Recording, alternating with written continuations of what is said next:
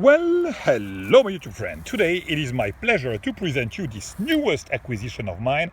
And yes, I hear you from distance. Yes, it's another McGinnis. But you know me, my friend.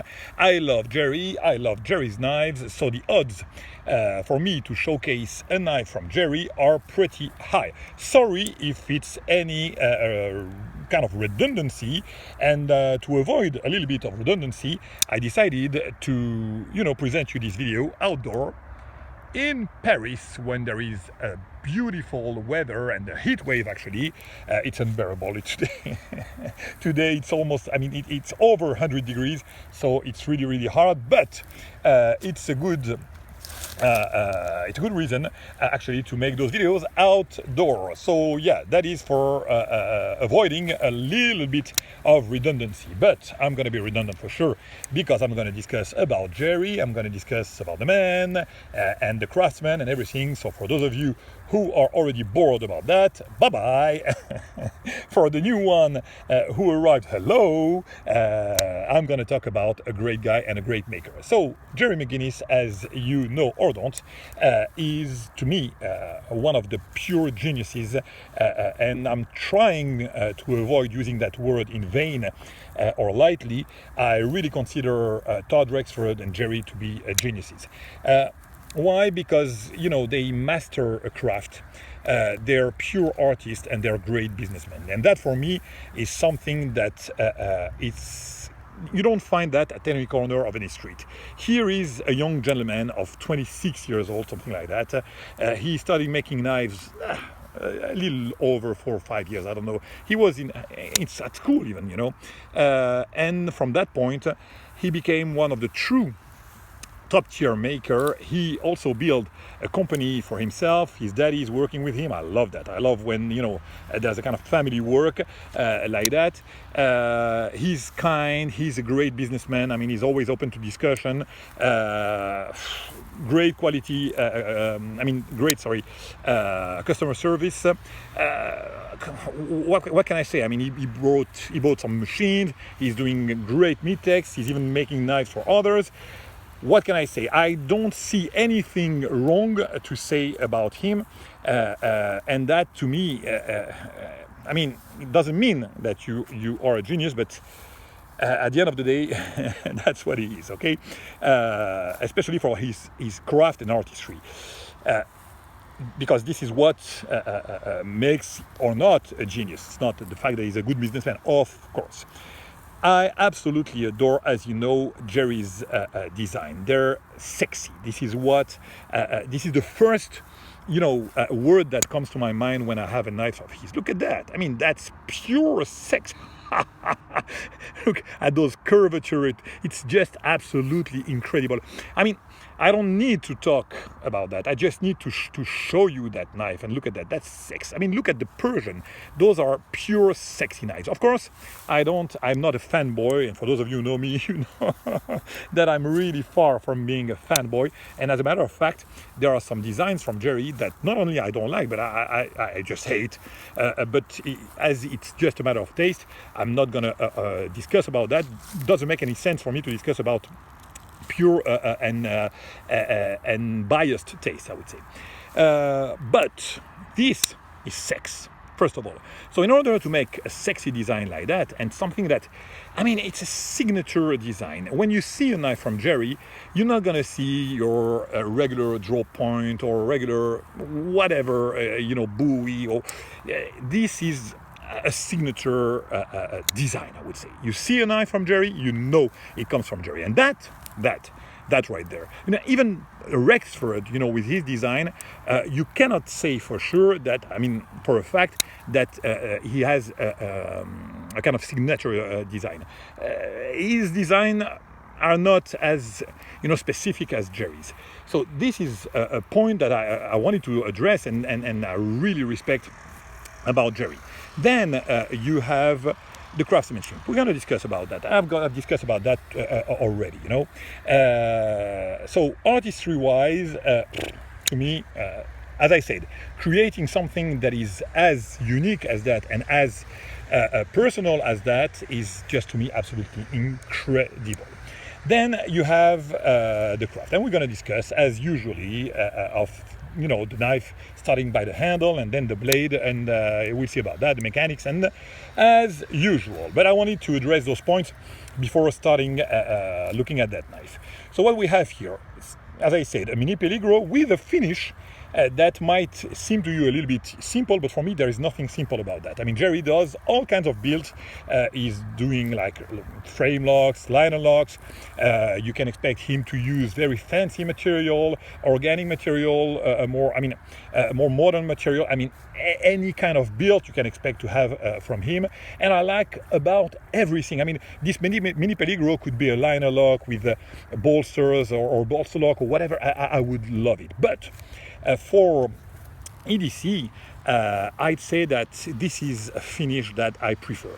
A frame lock, full titanium with some holes like that, because I like for the design to have some holes, MOA or single hole, whatever. It could have some meaning. I mean, it's something that I like for an everyday use, because a part of what we like about knives, and I've discussed about that already, there are 3 points, that I like to discuss about knives: the artistry, craftsmanship, like mechanics and everything, and also the functionality as a tool. And as a tool, this is something that I like to have. This kind of finish I like to have because it's easy. They're easy. I mean, first of all, they're not as thick as the liner locks. They fit perfectly in the pocket. It's durable material with the titanium.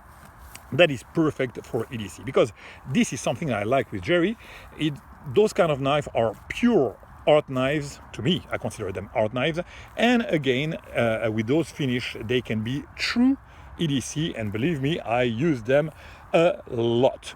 So nice finish on the handle, and of course, that Gerry works now for over 3 years, I would say, since he bought a lot of machine and everything.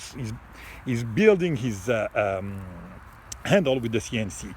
And some can argue that CNC is not custom. I mean, it's an endless discussion. To me, I absolutely don't care.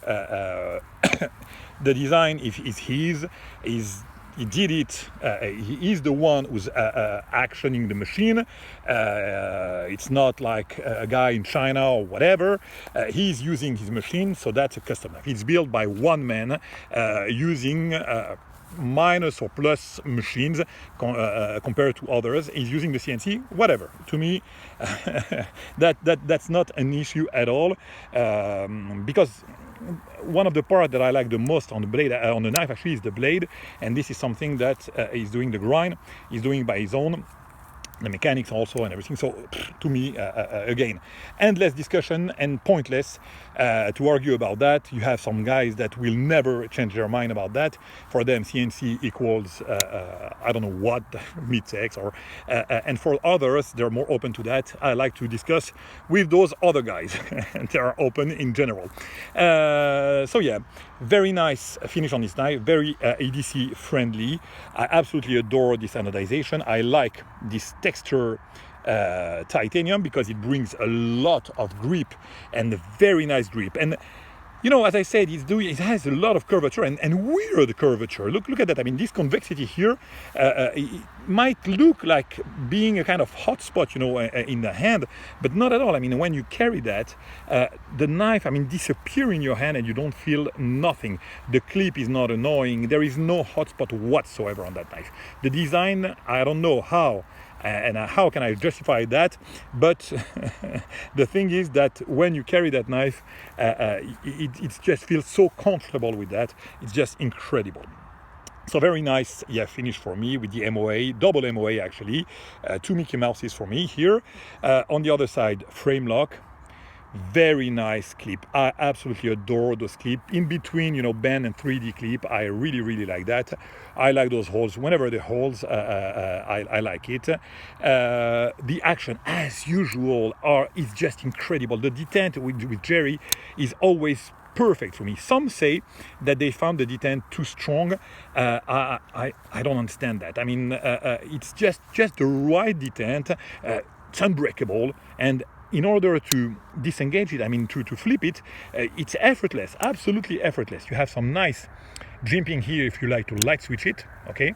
And I think that you have also, yeah, you have some also some jimping here on for the guys who like to, you know, push flip it. So jimping almost everywhere, and you cannot miss any flipping action with this knife. It fires open, and again, look at this smoothness. And again, the smoothness is not the blade that will fall by its own weight. The smoothness is like when you disengage the blade and you hear nothing. It's the sound of silence. Look at that. And it's on a washer, and it's one of the smoothest knives you can find, and they're all on washers.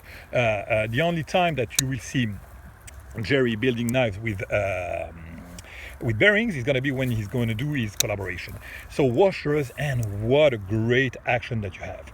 Of course, it's going to be dead center. Look at that, spot on. As I said, unbreakable, very nice retention, very nice flipping action, absolutely perfect. Look at this geometry here. Perfect. It's rock solid. I mean, no movement whatsoever, lateral, front to front, side to side. Well, no movement. Okay, it's rock solid, as you can expect on all Gerry's knives. Very nice pivot. Zirconium backspacer on this one. Very nice touch. Very, very nice touch. And as usual, he leaves, because it's his main.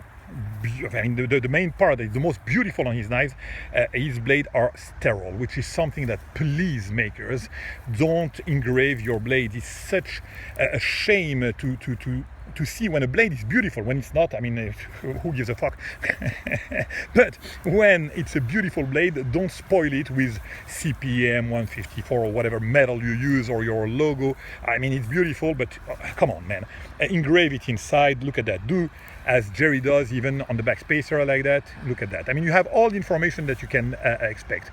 The name of the maker, the year, and if you see the engraving on the handle, you will be able to know if it has been done for blade or for, I mean, the metal. You have all the information that you can hide inside your frame. Please, maker, do that, especially when you have a nice grinds like those ones. So the grind on this one, as I discussed already, almost a signature grind also in the idea. The idea of his grind is almost always the same.